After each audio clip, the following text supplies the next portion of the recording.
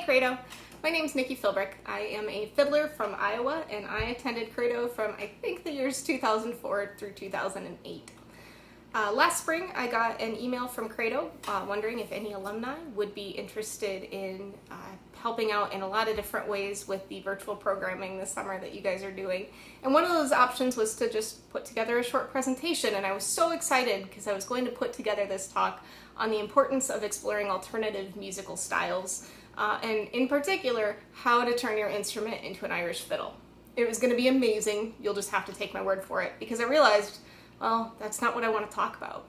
See, as I got to thinking about this talk, what I realized is that what I wanted to share with you guys, well, it was my own dream. And there's a really important time and place for us to share our dreams with each other. But I also realized that you guys might have your own dreams. And I gave it some thought, and I realized that what I really want to share with you guys is that your dream, whatever it is, and wherever you are in the world, your dream is not crazy. And I have a few things that have helped me along the way that I wanted to share with you that I hopefully will be helpful. So many of us in music have really big goals. It's such an amazing way to connect not only with the world that's around us, but I've also, at least personally, found music helps me connect with the deepest parts of myself. And on top of that, it has this crazy way of inspiring us to act. If you don't believe me, ask yourself this. How do you feel when you wake up and your favorite song is on the radio? Do you notice how much brighter your day feels? Or have you ever been down and then just you've connected with a piece of music in a way that you couldn't quite explain? It's no wonder when we have this kind of connection that we find ourselves inspired as musicians to bring that kind of musical connection to the world that's around us.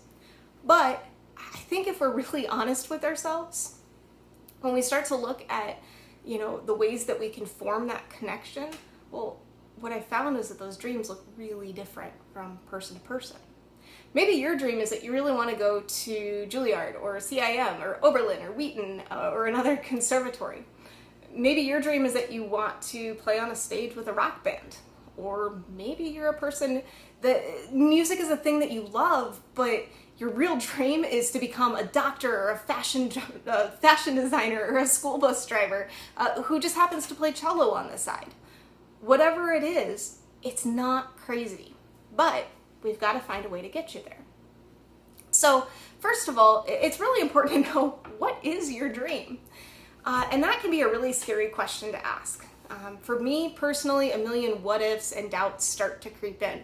What if I'm not good enough? What if I screw it up? What if I get there and I put all of this time and energy and frankly sometimes money into this dream, and then when I get there I'm going to find out it's not really what I wanted at all?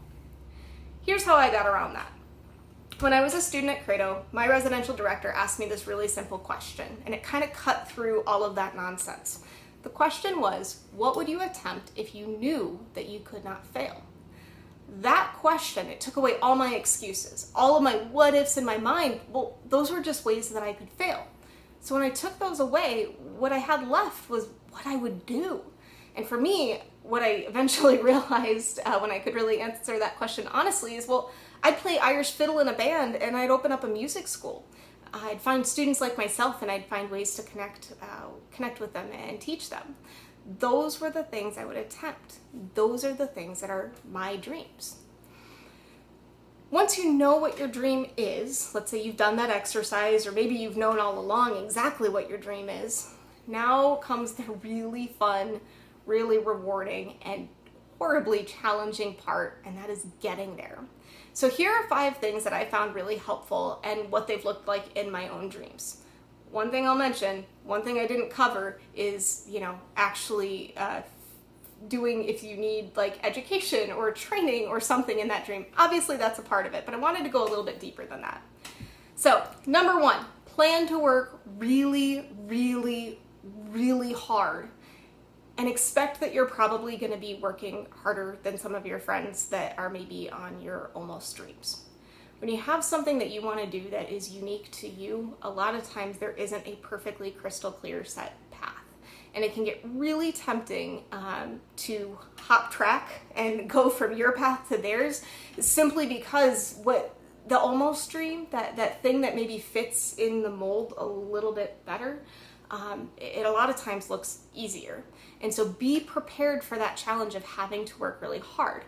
For me, a lot of times what that's looked like is it's a time investment, right? Being on a stage with my band is really cool. Well, one of the things I didn't expect is it was going to mean that a lot of my weekends are spent playing in the band. That's most of my free time. And so I don't get a whole lot of time necessarily to hang out with friends, or just do some of game nights and stuff that I would have done otherwise. And that's okay. That's a choice that I've made, and I've got some pretty amazing friends who are supportive of that. And really that brings me to my next point, which is find a few people who you can share your dream with, who will both support and challenge you. You want to find those friends who understand that you're not going to be probably able to make it to all of the game nights if your dream looks like something like mine. One thing that happened to me last spring was that I got this really amazing opportunity. And it looked really good. It looked like it was in line with something I wanted to do. It was going to be playing in a quartet. I was really excited about the opportunity. And what I did is I went and I shared this opportunity with some of my people, with my team, with my friends. And what they did is they came back and they said, well, really cool idea, but when are you going to do that? And the reason that they challenged me on this was because they knew that it didn't line up with what it was that I really wanted to do, right? They saw all that hard work that I was putting into my dreams, and they saw that this really great opportunity was going to tear my focus away from that, and it wasn't going to be a good fit. And so have those people, not just the ones who are going to say, yeah, you're an amazing musician, we love you so much. Don't get me wrong, my friends say that too. But they're also the ones who will call me out and say that I need maybe to narrow my focus a little bit, or hey, we know you're not going to be able to make it to game night. It's okay. Go do that thing that you want to do. Number 3, this is a big one. You will fail. Don't panic. Be patient and be flexible. Realize that sometimes no is really just not yet. Several years ago when my band was just getting started, we had this amazing dream. We wanted to go play in an Irish festival in Iowa. And it's a big festival. They usually draw about 40 to 50,000 people at this festival. And we wanted to do this more than anything. It was one of the very first goals we had as a band. We'd worked really hard, and we got a hold of the guy and said, hey, come, the entertainment chair. And we said, hey, come watch us play. And he did. And we gave him a business card, and he gave us his business card. And then we didn't hear anything. And we got told no for that year. Well, that really made us look at some things. Were we performing to the level that we would need to be part of that festival? And so we looked at it, we redoubled our efforts, we tightened up our harmonies and our rhythms, and we made our performance even better. And long story short, the next year we got invited to play at that festival. Sometimes no is just not yet. You're gonna get told no a lot, but don't panic if you fail, and know that failure a lot of times can just spur you into something even better. Number 4, and this is a really big one for me, don't forget your heritage, even if where you come from doesn't look quite like where you want to go. When I left college, I actually quit the violin for a year because I was really angry. I couldn't understand why I couldn't fit into the classical world as well as I'd hoped. And so I gave up and I walked away from it. And then I started to fiddle, and I had it in my mind, now I need to be this perfect Irish fiddler, even though I was brand new to it. And I was walking into a culture and a heritage that was totally different than anything I'd ever known.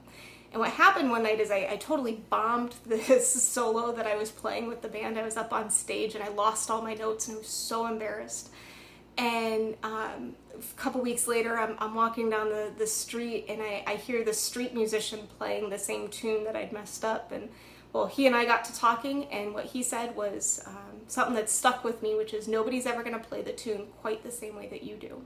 What I realized was that my heritage as a classical violinist was not something that I needed to get rid of. Instead, it was something I could embrace. I am always going to sound like I do because I'm a culmination of all the work that I've put into my instrument to this point. Everything I'm learning are just tools that I can apply. And when I've stayed open to those lessons, Well, I find that I can do some stuff that I see a lot of fiddlers who can't do, and I can do some stuff I see a lot of violinists can't do. And so honor your heritage. Try not to burn bridges, and be, as much as you can, thankful for where you come from. There are, of course, some situations where maybe it really was a bad spot, but where you can, try not to throw the baby out with the bathwater, and just be open to those different experiences, because in my experience, they've all been to the good, and they've all shaped me to be the fiddler I wanted to be. And the last thing is, it's okay to not have all the details filled in yet, or to know right now today what your dream is. If you don't know, it's 100% fine. You can still do the other 4 things. You can still work hard where you are. You can build your team who's going to hold you accountable and support and challenge you. You can still fail, and you can still learn. In my case, I knew my dream a long time ago, but it took about 15 years to convince myself of what that was. It's absolutely okay to have your own path. Just stay open. And so, in case you're wondering, well, this is just a chamber music camp, like how crazy can our dreams really be? I wanted to share with you, I did a deep dive into Facebook, and to kind of wrap things up, I wanted to share with you guys some of the careers that I see, the folks that I went to Credo with, as I found out today, or everything that they're doing. And so here's a list. A lot of them hold doctorates from different universities and conservatories. Unsurprising, I know. A lot of them are musical teachers. Many are chamber music players and soloists. There's a person who specializes in Baroque period instruments. Many of us have recorded albums. Many of us are in rock or Irish or folk bands. But there are some things in there too that are not music that have been really inspiring to see my former Credites following their dreams. There are social activists and arts administrators and mental health counselors and biochemists and doctors and real estate agents and software developers and analysts, and this one was one of my favorites. Former roommate of mine at Credo, in the 2004-ish range, she's a photographer, and she got her photo featured on Good Morning America, of all things, just a couple of months ago. There's also brand marketing, and there's even a diving safety officer.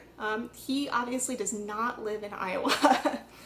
So the neat thing about our dreams is that they are uniquely ours, and that means that we never have to apologize for realizing them. Instead, what we get to do is use them to offer ourselves and our own unique interests to our world. So often I believed that my dream was about me, and I felt kind of guilty about wanting to be good at the fiddle, like somehow it was self-indulgent. But what I've actually learned is that as soon as I embraced my dream, my passion, what really has happened is that the opportunities to serve the world around me, they've grown exponentially. I was scared to study the fiddle, but because I started to study the fiddle and I worked really hard to get to where I am now, I've gotten to open up that music school, and I've gotten to serve my community in a way that I never thought possible. My Credo generation is getting to realize our dreams right now, but what we're finding is the world really needs you too. We're all seeing these are kind of crazy times, and the world can be a strange place, so we really need your talent and your connection and your dreams, because you're going to be able to serve the world in a way that nobody else can. So I'll leave you with one last question and a challenge, which is to ask yourself, what would you attempt if you knew that you could not fail? It could be anything, and you could be anywhere, but I will tell you, I know with certainty that it is not crazy.